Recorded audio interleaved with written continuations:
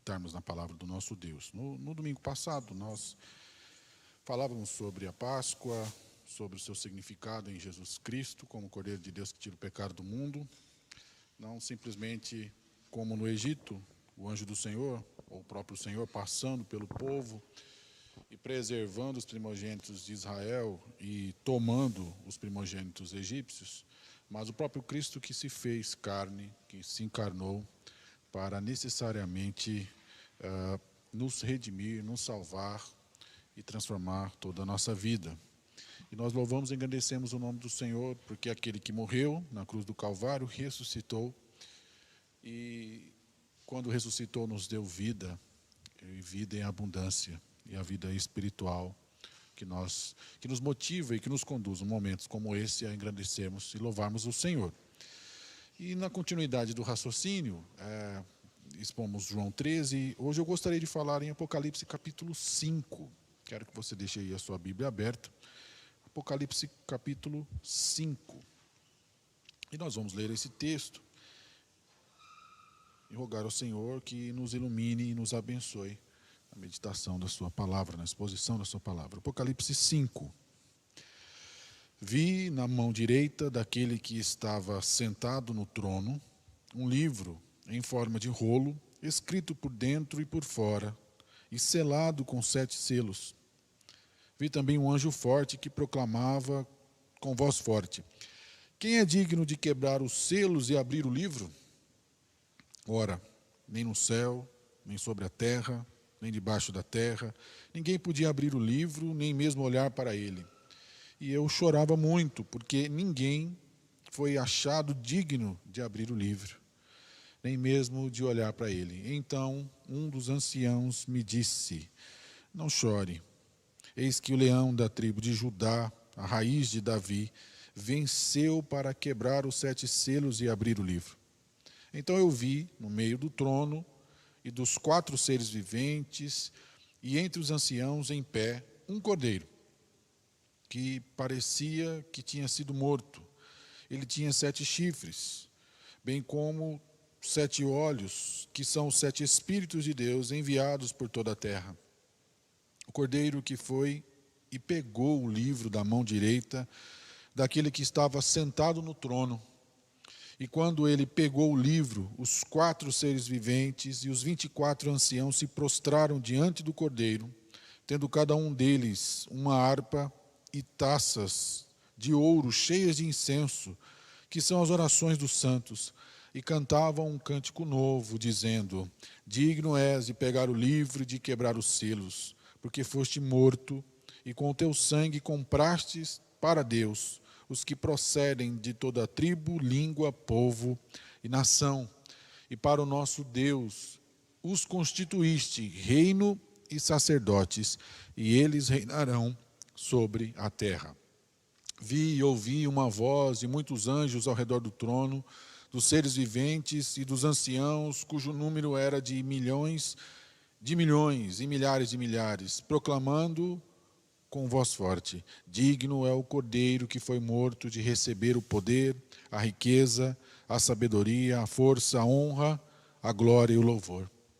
Então ouvi que toda criatura que há no céu e sobre a terra e debaixo da terra e sobre o mar e tudo que neles há estava dizendo: aquele que está sentado no trono e ao cordeiro sejam o louvor, a honra, a glória e o domínio para todo sempre. E os 4 seres viventes respondiam: amém. Também os anciãos se prostraram e adoraram.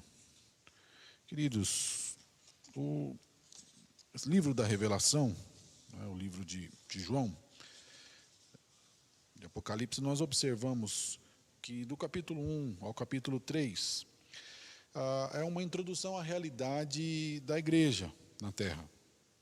É uma revelação direcionada às 7 igrejas da Ásia Menor, e Cristo se apresentou ali com todos os seus atributos divinos, como alguém presente no meio da sua igreja, que conhecia a realidade da sua igreja, que conhecia as tribulações que ela enfrentava, né, de muitos confrontos, lutas, dificuldades, problemas internos de divisões, imoralidade, problemas doutrinários, Então, diante de um império romano voraz, terrível, que a perseguia, dentro de toda essa realidade de fragilidade que a igreja enfrentava, né, sendo limitada, sendo pequena, indefesa em frente ao Império Romano, nós podemos ver a clara presença de Cristo ali, conhecendo intimamente as dificuldades, as limitações que essa igreja enfrentava. E depois de observar tamanha dificuldade dentro dos capítulos iniciais, capítulo 1 até o capítulo 3, no capítulo 4 nós vemos Jesus chamando João para uma visão distinta. Ele olhou para a igreja, ele diagnosticou os problemas, Cristo faz assim das igrejas, né, as 7 igrejas, e agora ele chama João para que ele, nesse momento, ele vislumbre algo espiritualmente. E João assim o faz, João assim observa. Não significa que João tenha saído do seu corpo, deixado o corpo, não. Significa que os seus olhos puderam contemplar essa revelação espiritualmente dada pelo próprio Cristo. E a visão dele, em contraste toda essa limitação, essa dificuldade que as igrejas viviam, é de ver o trono. Ele vê o trono de Deus. É o primeiro objeto que ele enxerga, que representa o poder, que representa a autoridade, que representa o governo, esse trono glorioso, e na figura de 3 pedras que são também destacadas, como a jaspe, o sardônio, a esmeralda ou o arco-íris, que refletem todo o fulgor central do trono divino. Num simbolismo muito claro, né, das pedras como brancas, o jaspe branco, como o sardônio vermelho e o arco-íris, né, e o verde, na ideia da paz. Então, a santidade, a redenção e a paz que são encontradas no trono santo de Deus. Essa é a centralidade da visão que ele tem ao chegar espiritualmente no céu. Depois, ao olhar ao redor, ele observa os 24 tronos, numa junção clara aí das tribos de Israel, como também os 12 apóstolos estão ali unidos, né? O Antigo e o Novo Testamento unidos na igreja, unidos no propósito santo do Cordeiro que salva o seu povo. E ele viu ali também, diante de toda essa circunstância de dificuldade, ele vê o presbítero, o ancião, que vem e destaca diante dele uma mensagem triste e sofrida. Quem é que pode abrir, quem é que pode tocar, quem é que pode ler o livro, né, que é talvez a figura central nesse capítulo 5 que nós observamos.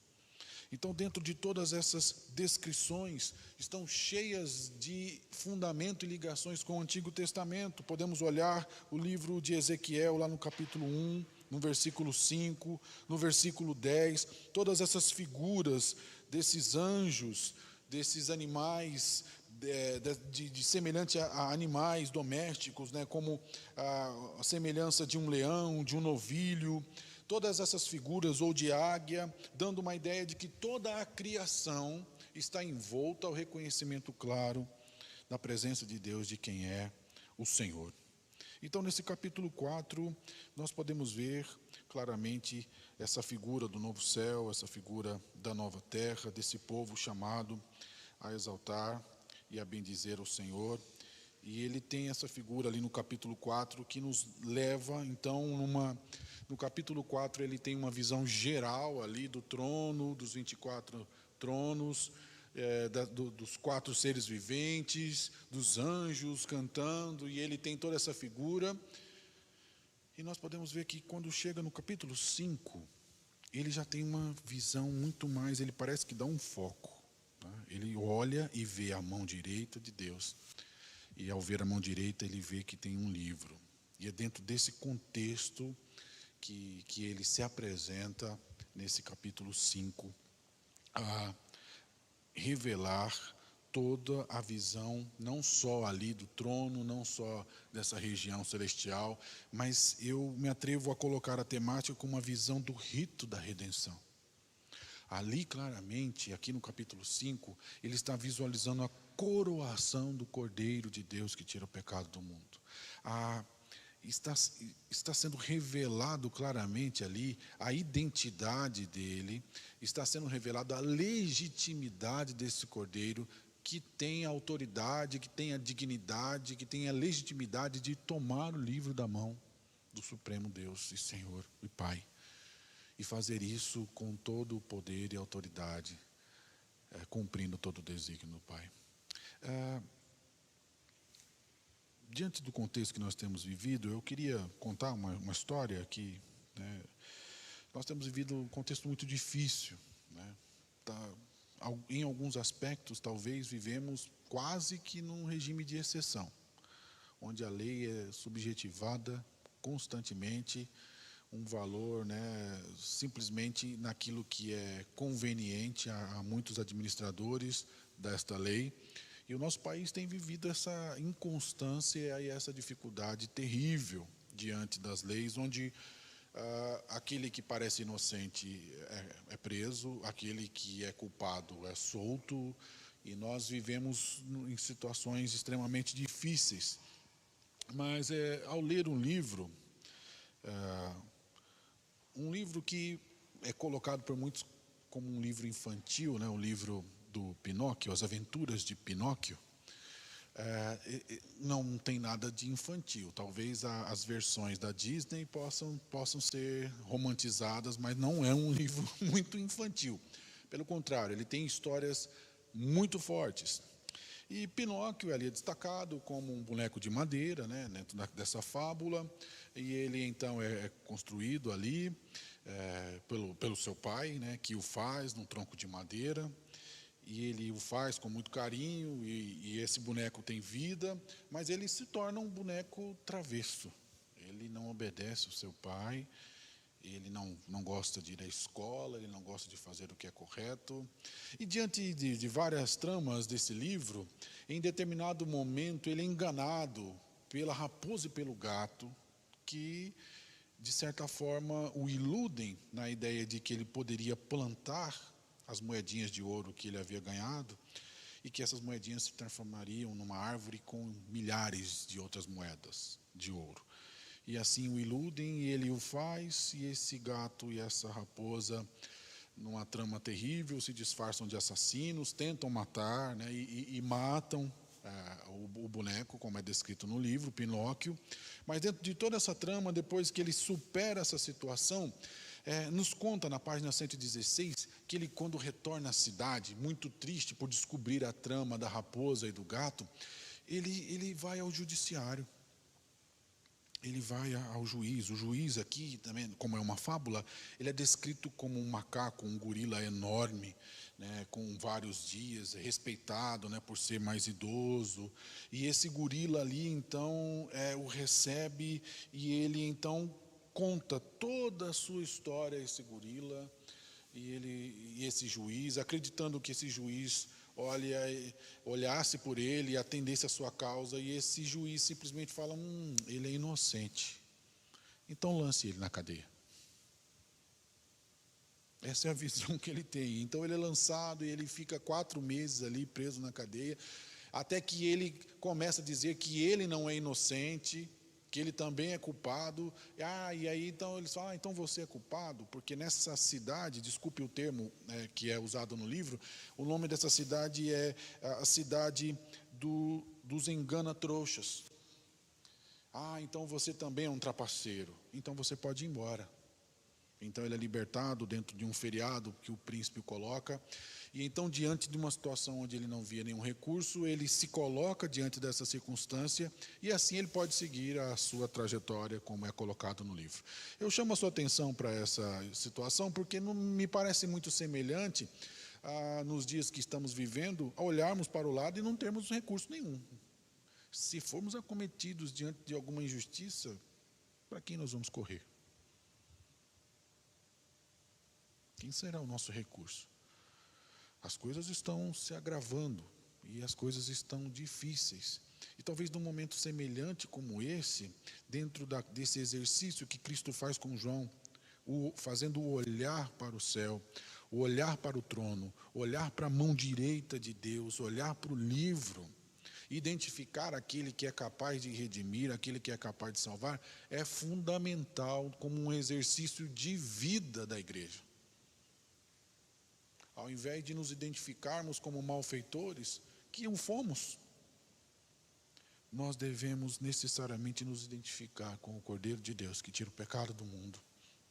E assim, nos prontificarmos diante de tudo o que Ele fez, no entendimento de que Ele governa todas as coisas, e que no momento certo, Ele revelará toda a sua glória, destacando o seu povo, de uma forma que este povo viverá plenamente com Ele, para sempre.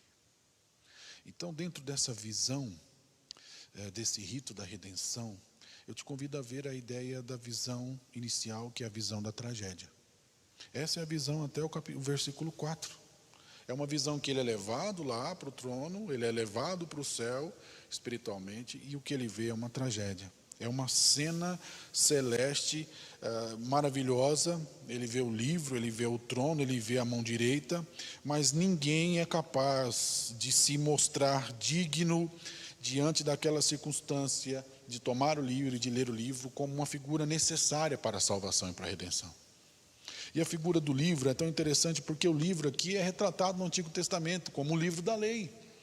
Não só o Pentateuco nessa ideia, ou não só os 10 mandamentos, mas todos os desígnios ali do Antigo Testamento que, claro, exemplificam a vontade de Deus. Quem é digno de pegar a lei, quem é digno de, diante dessa lei, cumprir essa lei, ler essa lei, e se apresentar digno diante desta e diante de Deus.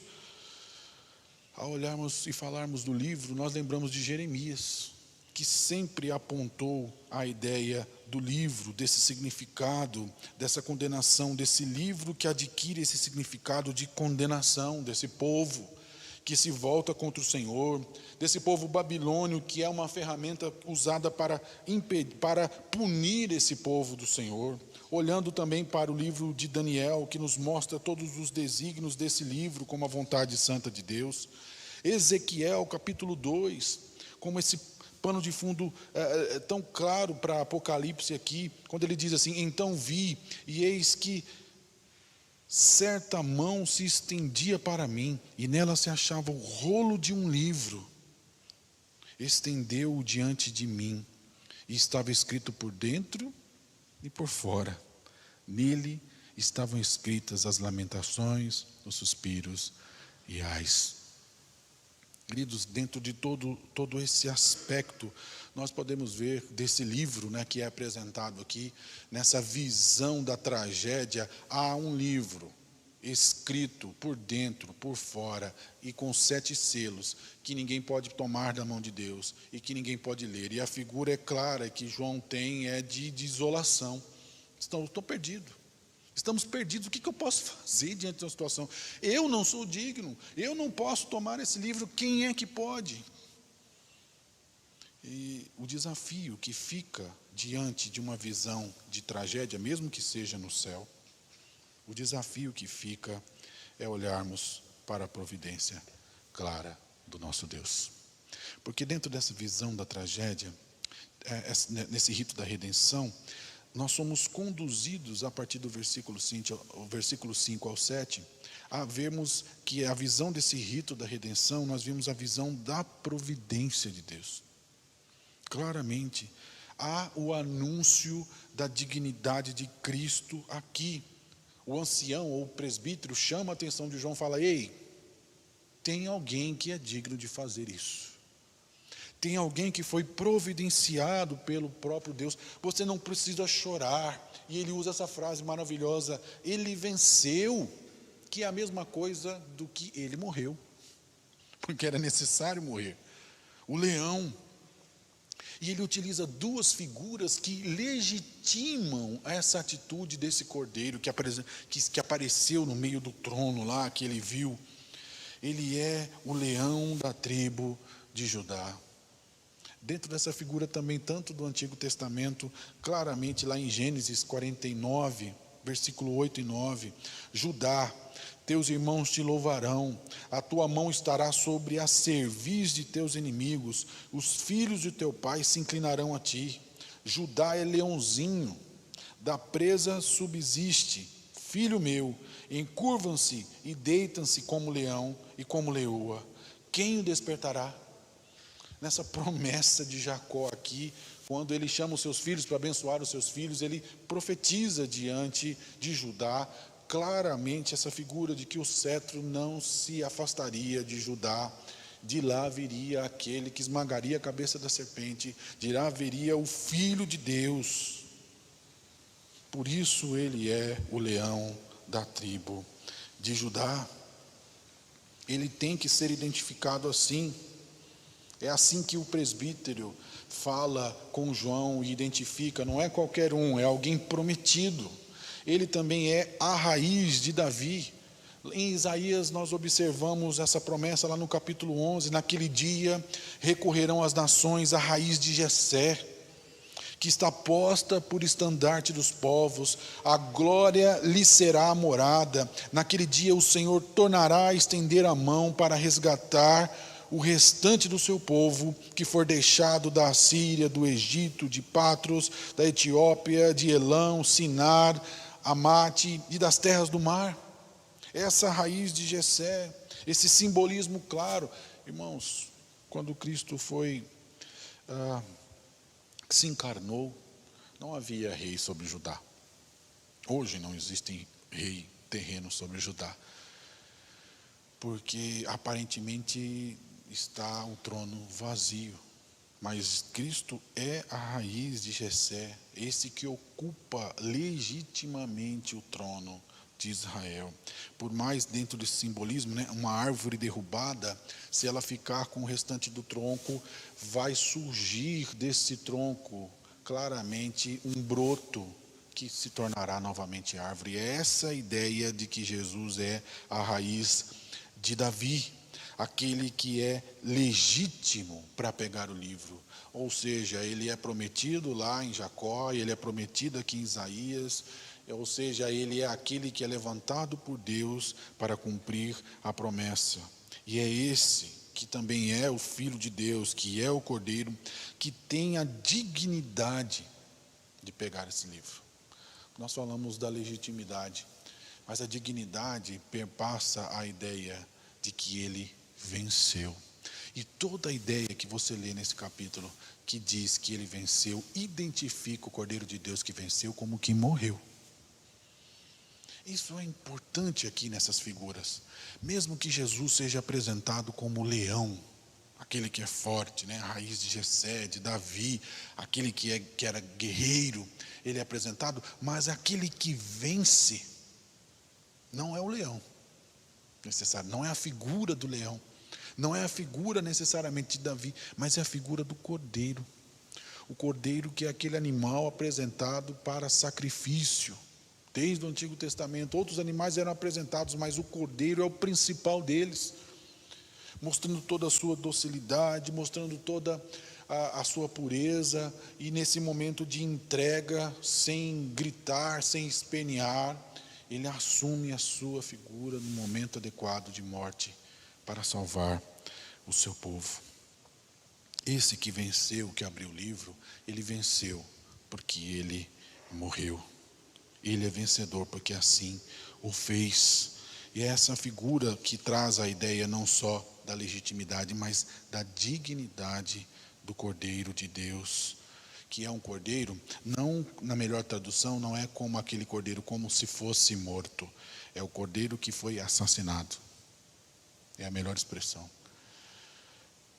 Eu vi o cordeiro como assassinado. Essa é a figura do cordeiro, aquele que foi morto. Essa é a motivação central da dignidade do cordeiro.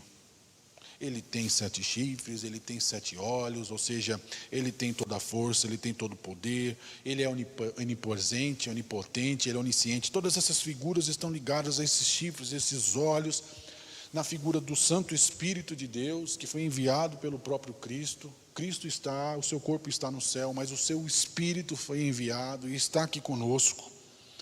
E dentro de toda essa figura, esse cordeiro é apresentado como digno, como aquele que é o vencedor. E por isso, de uma tragédia, a visão do trono, a visão da redenção, se torna uma visão da providência de Deus. Ele é aquele que tem dignidade. Queridos, não permitamos que nossa vida se torne um desespero, ou que percamos a razão diante das circunstâncias, simplesmente porque não estamos enxergando alguma coisa. Basta olharmos para o trono de Deus, na figura clara aqui apresentada, olharmos para o Cordeiro de Deus que surge ali do meio, este que morreu, que é legítimo e que tem toda a dignidade para redimir o seu povo e a sua igreja, e assumir a sua figura de mediador, salvando e redimindo o seu povo, e conduzindo o seu povo à vitória.